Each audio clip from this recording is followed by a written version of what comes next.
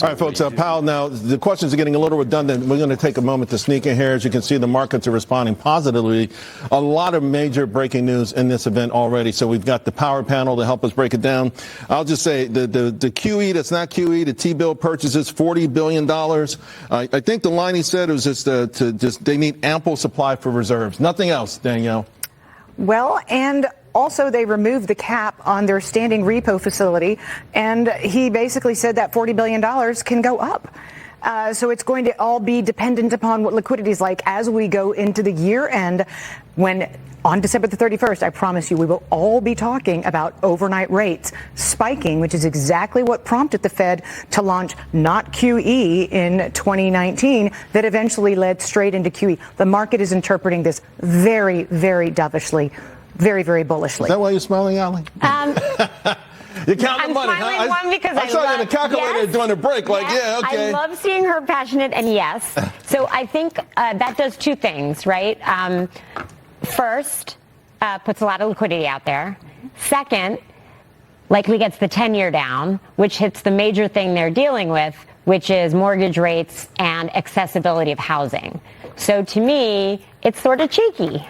You know, Phil, it seems like he tried to downplay next year's GDP number. You know, he said, okay, 2.3, take away 2/10 for, shutdown. I guess that moved some things over into the fourth quarter, into the first.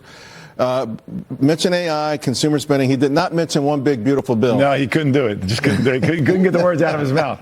I just think it's a gigantic tailwind coming from the strength of the U.S. consumer. And for everybody, listen, we're getting money markets the last couple of years, getting 5%, 4.5%. You're going to see this shift, which is why they're generating all this liquidity, into the 10-year. The 10-year comes down, you win in your bond prices. The 10-year comes down, mortgages get cheaper. The 10-year comes down, guess what? The rest of the market, to Brian's point earlier, the equalated S&P 500 becomes the number one asset class. Small caps are going to beat S&P 500 this year because interest rate sensitive stocks, those who need to borrow money, are going to be successful. We've been waiting all year long for these for money to come out of money markets. Instead, it keeps going in. You know, it's closer to $8 trillion to $7 trillion. Yeah. Where does that money go? I mean, because a lot of folks think it'll go in the stock market. Some think it'll go to the bond market. The curve. You're going to make the trade. You're going to see money leave those or stop going in there and go to where you can get better yields. You're going to go get a 4.5%. It also might go into value then. So you're talking about it was the first year we finally got something out of small cap. I think next year we probably get something out of value. Wouldn't you love to get a dividend above the rate of inflation? Well, that's the thing. Dividend paying stocks that are rock solid. Yeah, exactly. That's going to be highly attractive. Well, I mean, remember, people over the age of 70 in the United States own 40% of the U.S. stock market, and they're sitting on the lion's share of that $8 trillion in money market funds. They're not going to go, to Vegas. Right. They're going to look for something safer, so they're going to look for those dividends. Yeah, Vegas is not that great anymore anyway. True. Tone.